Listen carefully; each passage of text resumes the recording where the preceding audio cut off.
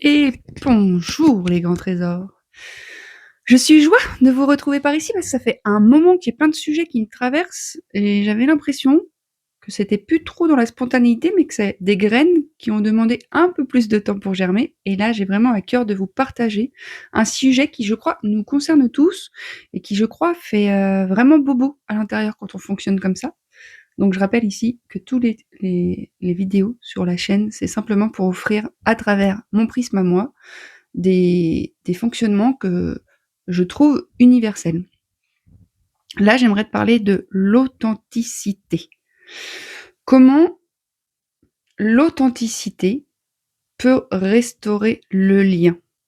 Et l'authenticité va te confronter à mettre en lumière certains espaces blessés chez l'autre. Et alors, sous couvert de certaines réactions possibles de cet autre, on a parfois tendance à ne pas être pleinement authentique. Parce que si je dis ça, qu'est-ce qui va se passer? Si je fais ça, je pense que ça va le blesser.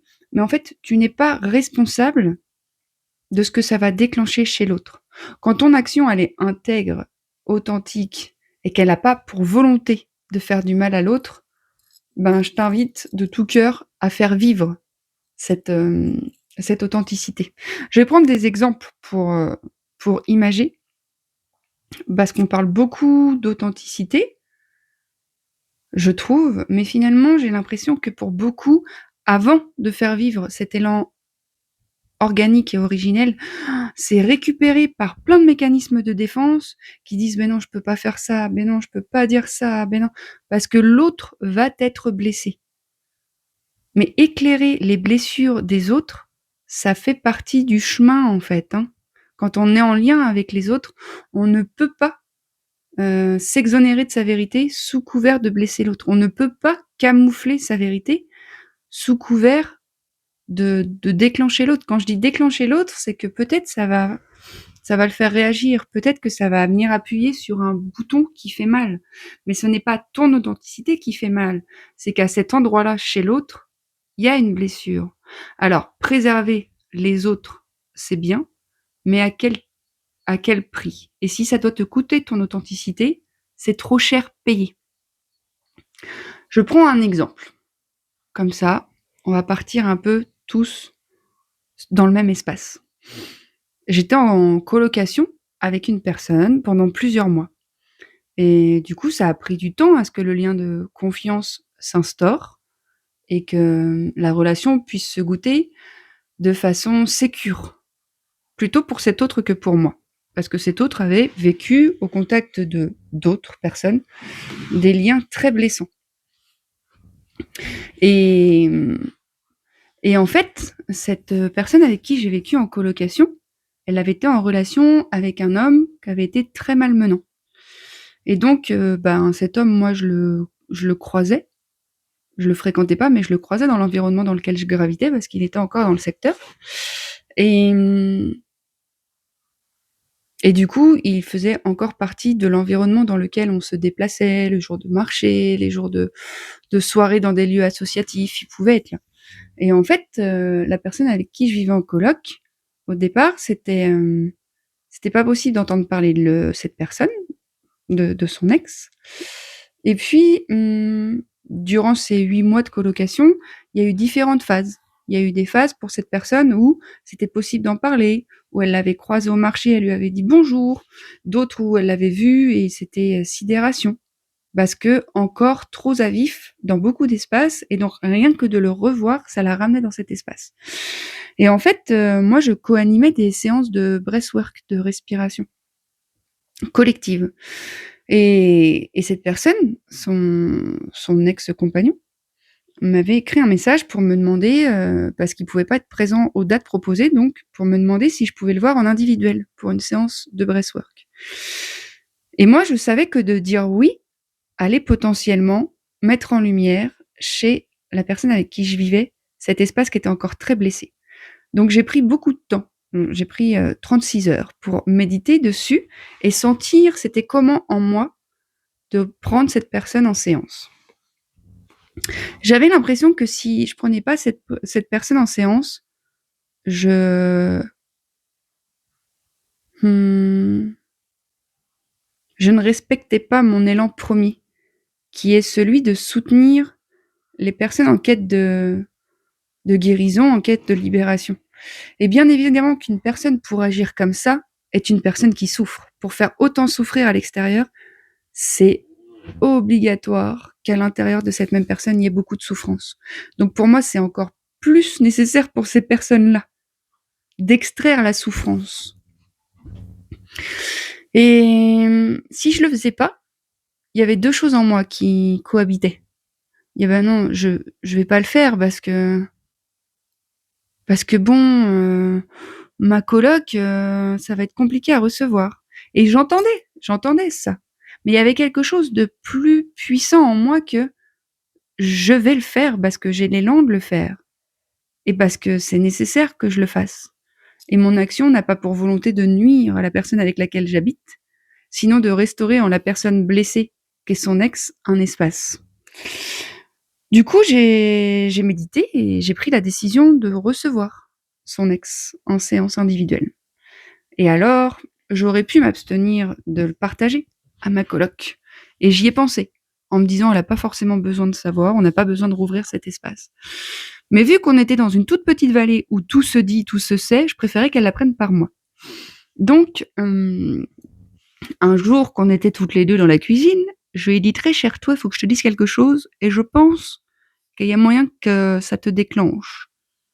Je dis, voilà, il y a ton ex qui m'a consulté pour avoir une séance en individuel avec moi, et j'ai accepté. Et donc, je vais recevoir cette personne demain. Et donc, ben, comme je l'avais un peu imaginé, ça a déclenché beaucoup d'émotions chez ma coloc.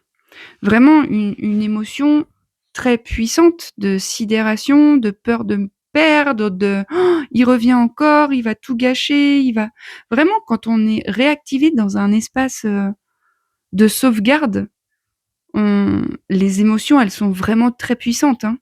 Quand on fige comme ça, c'est l'énergie de la sidération qui lui a permis à ma coloc de se préserver autant que faire se peut et de continuer à supporter l'insupportable jusqu'au moment où c'est plus supportable la sidération et alors bah, le corps prend le relais, le corps parle et c'est plus possible de continuer ainsi. Et du coup, j'ai bien vu que j'avais été la projection de ces émotions. J'ai bien vu que elle pensait que je l'avais abandonnée, qu'elle pensait que plein de trucs comme ça, que je l'avais choisi lui plutôt qu'elle, et j'ai accepté d'écouter tout ça et de recevoir son émotionnel. Et puis après, il y avait un woofer qui arrivait, donc on a été un petit peu. Puis son émotion a été si forte qu'elle s'est retirée dans son espace. Et puis pendant les prochains jours qui ont suivi, ben c'était difficile pour ma coloc de me regarder, de me parler, et c'était assez compliqué pour moi parce que moi j'ai ressenti un peu l'injustice aussi de merde, je n'ai rien fait de mal, je ne peux pas préserver la blessure de tout le monde. Je ne souhaite pas préserver la blessure de tout le monde. Je souhaite contribuer à la restauration de ces blessures. Et alors, à un moment donné, tu peux plus la minimiser, tu peux plus faire comme si elle n'existait pas, parce qu'il y a des situations comme celle-ci qui demandent une mise en lumière. Et donc, à travers cette situation, j'ai choisi l'authenticité, la mise en lumière de cet espace qui était très sombre. Et donc, plusieurs jours ont passé où vraiment, moi, j'ai pris ma responsabilité sur l'injustice que je ressentais, c'est-à-dire que j'ai accepté de ressentir ça, j'ai accepté la situation telle qu'elle était, j'ai accompagné au mieux la personne avec laquelle je vivais, c'est-à-dire que je prenais le moins d'espace possible, où je m'articulais pour descendre dans la cuisine quand elle n'y était pas, pour pas non plus être un miroir trop percutant. Donc j'ai pris soin, indépendamment de cette réactivation, j'ai pris soin, autant que faire se peut. Je me suis pas tordue, mais j'ai voulu prendre soin comme je pouvais. Et puis, quelques jours plus tard, on en a reparlé. Bah, elle m'a dit qu'elle dormait pas depuis qu'on avait eu cette discussion, que c'était vraiment compliqué dans dans sa réalité, parce qu'il y avait vraiment une grosse brèche qui s'était réouverte, en tout cas qui s'était dévoilée, parce que je pense pas qu'elle était trop fermée. Et du coup, elle m'a partagé: «Je ne comprends pas pourquoi tu as fait ce choix». Et alors moi, je lui ai dit ce que je viens de vous dire, à savoir, ben, pour moi, ça sonnait juste. J'ai même pas de justificatif à apporter. Mais quand on est en relation avec une personne qu'on aime, bien évidemment qu'on a envie de lui offrir la transparence. Donc je lui ai dit: «Moi, c'était en aucun cas contre toi, mais c'est pour le tout.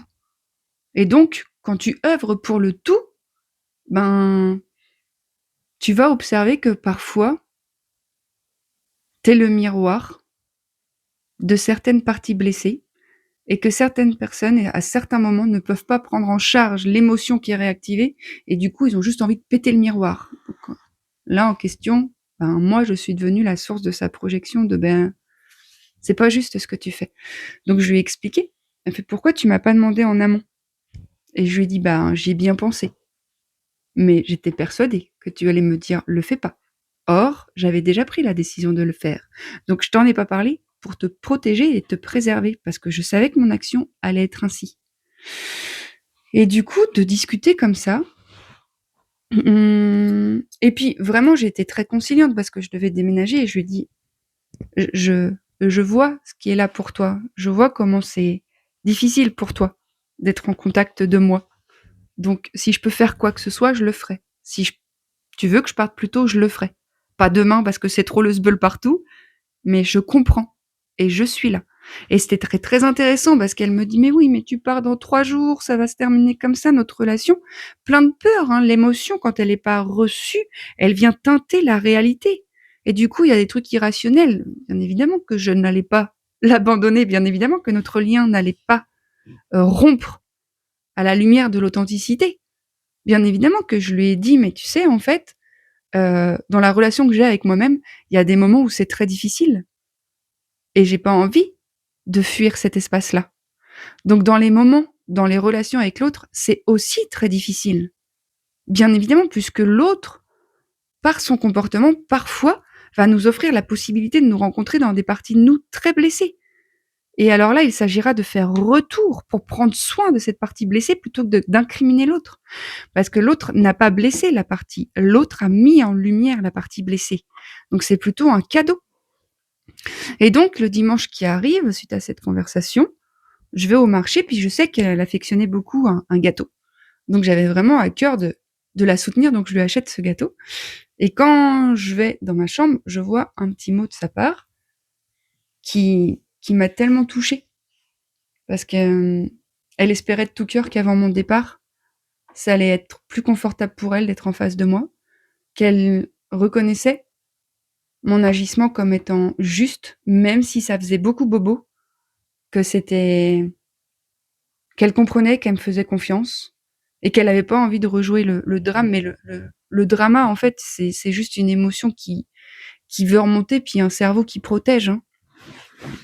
Et et alors j'ai trouvé ça très touchant et je lui ai déposé son gâteau dans sa chambre et je lui ai fait un petit mot en mode: «Bah, je comprends et je suis là et je suis là», tu vois?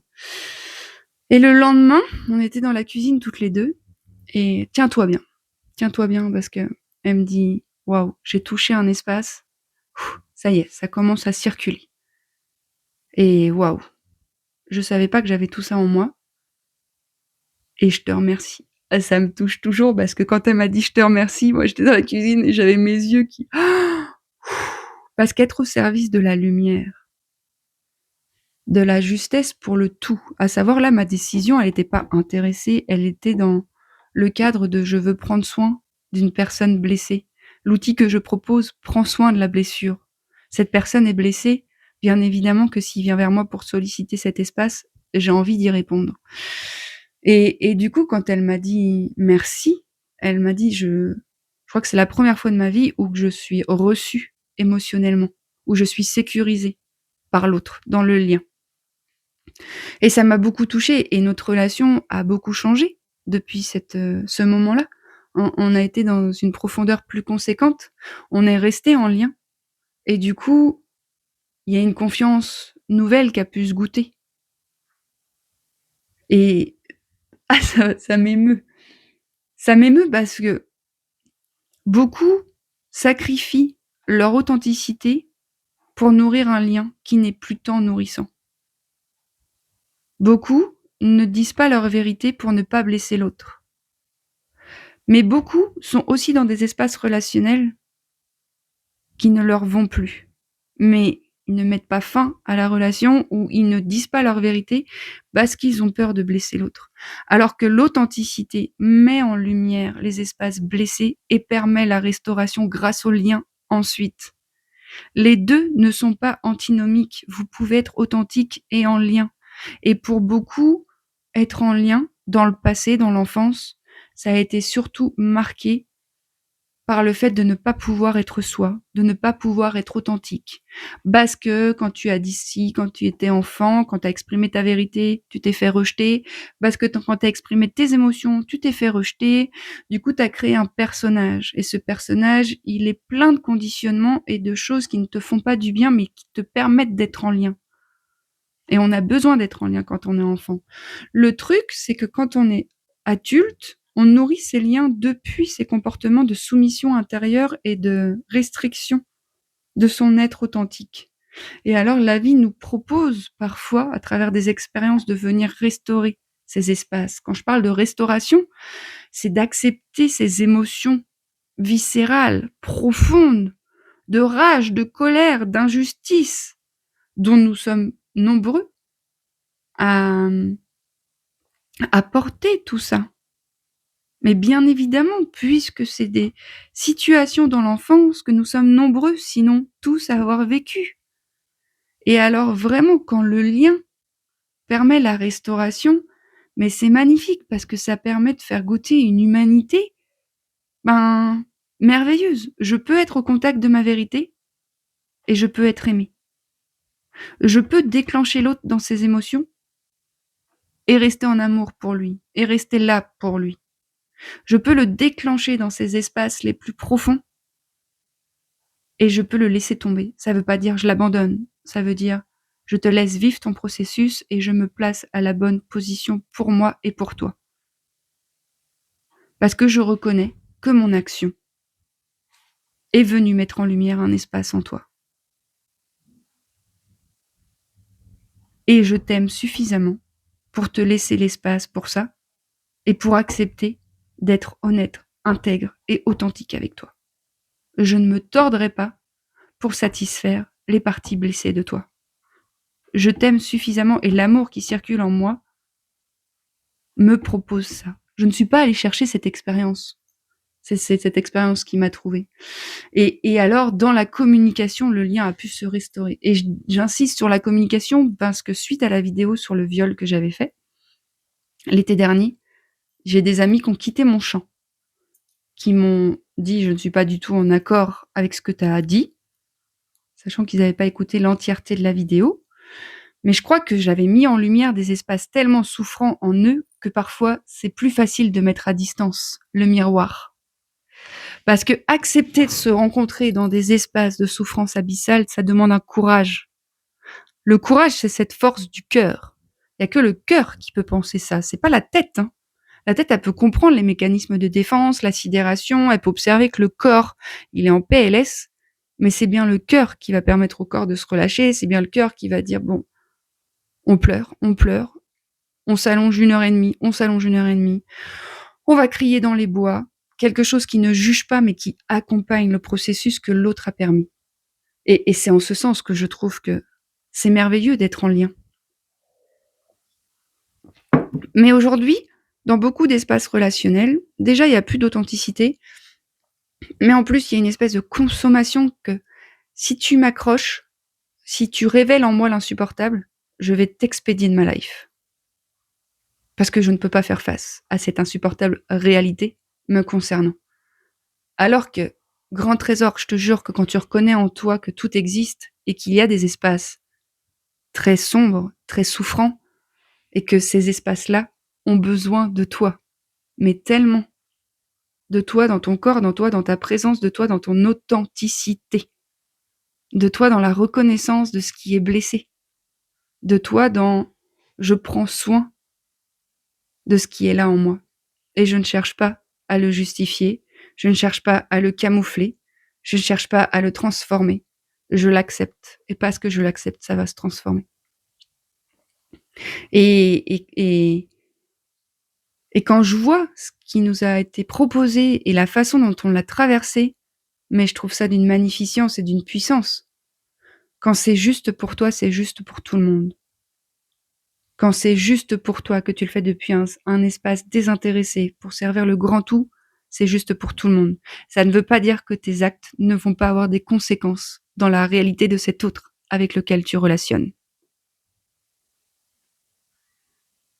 Mais l'amour, oh, j'ai mon cœur qui s'accélère, enfin qui vibre. Je suis très touchée par ce que je vous partage parce que je suis vraiment très touchée de l'expérience qu'on a vécue. Comme je suis aussi très touchée que certains amis m'ont dit ben je peux plus être en lien avec toi, et je reconnais en eux la justesse pour eux, et je leur en veux pas, et ça n'a pas été que simple parce que pareil je me suis dit putain mais quelle injustice.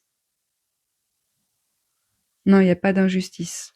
Sinon de reconnaître qu'en moi, ça vient m'accrocher quand on me partage ça. Quand on me dit ben je peux plus être en lien avec toi, je suis pas d'accord avec toi, j'ai pas regardé la vidéo jusqu'au bout, c'est n'importe quoi. Puis il y avait une forme qui était pas vraiment conciliante, il y avait pas de recherche, de lien, de communication. Ça a été déposé puis c'était tranchant, net, point barre. Mais l'un comme l'autre existe. Il y en a pas un qui est mieux qu'un autre. Il y en a un qui est plus confortable que l'autre. C'est sûr. Quand la conscience des deux personnes qui sont en lien est branchée sur le même truc de vouloir transcender ensemble, de vouloir aimer, de vouloir restaurer, c'est merveilleux. Quand la communication n'est pas possible parce que l'autre n'est pas en capacité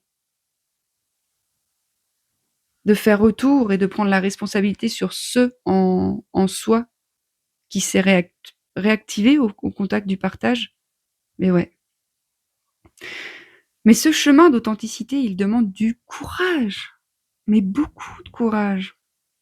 Mais je sais. Et il y a des personnes qui quittent ton champ, il y en a d'autres qui restent, et il y en a d'autres qui arrivent. Mais de tout cœur, je te souhaite d'être authentique, parce que quand tu dis pas ta vérité, qui est-ce que tu rejettes? Tu peux me dire, bah comme ça, je rejette les peurs de l'autre, je me protège. Mais quand tu ne dis pas ta vérité, grand trésor, c'est toi la première personne que tu rejettes. Et depuis ce rejet, après, dans l'espace relationnel avec cet autre au contact duquel tu ne dis pas ta vérité, il se peut que cet autre devienne insupportable. Que juste tu le vois et ça t'agace. Mais c'est normal parce que c'est au contact de ce même autre que tu t'es tourné le dos. Donc ce miroir qu'est cet autre qui te renvoie à je me tourne le dos est agitant, est insupportable. Et du coup, cet autre devient vraiment source d'agitation en soi, mais c'est pas l'autre. L'autre te renvoie à ta distorsion à partir du moment où tu as choisi de privilégier les éventuelles réactions de l'autre plutôt que d'être au cœur de ta vérité. C'est toi qui es responsable de cette disharmonie. Et pour beaucoup, c'est insupportable de déclencher l'autre émotionnellement parlant, parce que c'est aussi insupportable de vivre ses propres émotions. Moi, j'ai pas vraiment de problème à déclencher, parce que je préfère me dire, je te laisse tomber. Ça veut dire que je te laisse littéralement tomber au sol, et je vais m'allonger à côté de toi, puis te demander de quoi tu as besoin. Mais je ne vais pas me positionner en tant que béquille. Quand je peux, parce que moi aussi, je suis assujettie à des conditionnements, et à des croyances, et à des peurs. Mais quand j'observe ça, je me dis, mais c'est tellement beau, deux êtres humains qui relationnent consciemment et qui veulent grandir ensemble, sans qu'il y en ait un qui écrase l'autre, mais ensemble. Et peut-être des fois, c'est reconnaître que cette relation n'a plus lieu d'être. Mais les relations peuvent se clôturer avec beaucoup d'amour, dans la paix et la reconnaissance de ce qui est. Et quand ça arrive à ce stade-là, c'est vraiment bon que de sentir qu'on peut relationner et être au monde comme ça.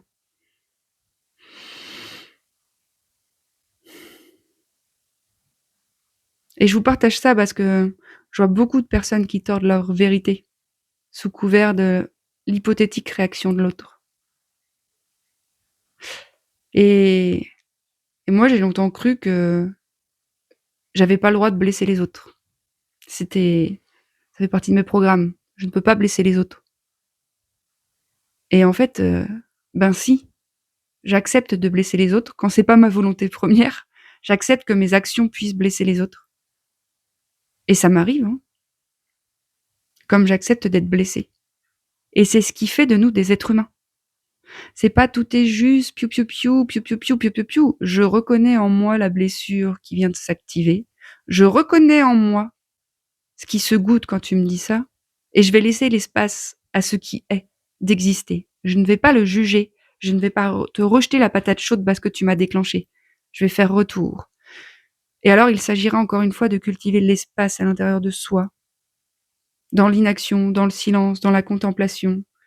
Cet espace qui crée un sas à l'entrée de ta maison, qui fait que, ben, tout n'est pas ouvert et tout le monde ne peut pas rentrer dans ton royaume. Il y a une porte, il y a un sas. C'est toi qui décides si oui ou non cette personne peut rentrer. Et puis après, les émotions, elles frappent à la porte, elles rentrent, mais accueille-les comme un copain. Elles sont messagères, elles sont passagères. Si vraiment tu y résistes, tu leur donnes de la force. Et il y a énormément de vibrations, de sidération qui protègent. La sidération, elle protège, hein. On s'est sidéré de soi parce que le moment où on a vécu un ou plusieurs événements, on a compris qu'être soi, c'était dangereux, donc on s'est sidéré. Je ne serai plus moi. Et je vois, j'observe que la vie nous propose, dans sa magnifique magnificence, de nous retrouver, de nous rencontrer, à travers l'autre, à travers une chanson, à travers des situations qui nous ramènent. Des fois, on est là, mais je suis encore à ce point de départ. Et non, en fait, c'est pas parce que tu as traité un sujet une fois que le sujet n'existe plus en toi. Mais qui sommes-nous pour penser qu'il faille contrôler l'expérience? Bon, j'ai déjà fait des vidéos là-dessus, mais relatif au deuil de mon père, moi, c'est des couches et des couches et des couches, et des fois, ça vient me percuter la ganache. J'étais là: «Ah bah, dis donc, encore!» Mais en fait, oui, puis peut-être même jusqu'à ma mort, je ne sais pas. Il y a quelqu'un qui m'avait dit: «Je sais pas si on guérit de toutes ces blessures». Mais l'idée, ce serait peut-être pas de guérir, mais de composer avec, de naître avec, de reconnaître, reconnaître, être avec, pour plus avoir ce sentiment de séparation. Et alors dans cet état d'unité où tu es plus séparé, bah, tu peux traverser tes émotions et te laisser traverser par elles, aussi intenses soient-elles. Parce que c'est une chose de dire: «Oui, oui, moi je ressens les choses». C'en est une autre que de laisser les émotions nous traverser. Parce que des fois, il y a des émotions qui sont hyper denses, hyper anciennes, et c'est OK. Voilà, grand trésor, j'avais vraiment envie de te partager ça pour que tu puisses te, pourquoi pas, reconnaître certains de tes comportements et te dire: «Mais oui, oui, c'est vrai, quand je dis pas ma vérité, bah, c'est moi que je tords». Être dans ta vérité. Quand tu as peur, quand tu doutes, quand tu es mal, quand tu es bien, tout est passager. Mais juste honore la vérité de l'instant. Honore ce qui est là en toi. Ça plaira pas à tout le monde, ça n'a pas besoin et ça n'a pas pour but de plaire à tout le monde.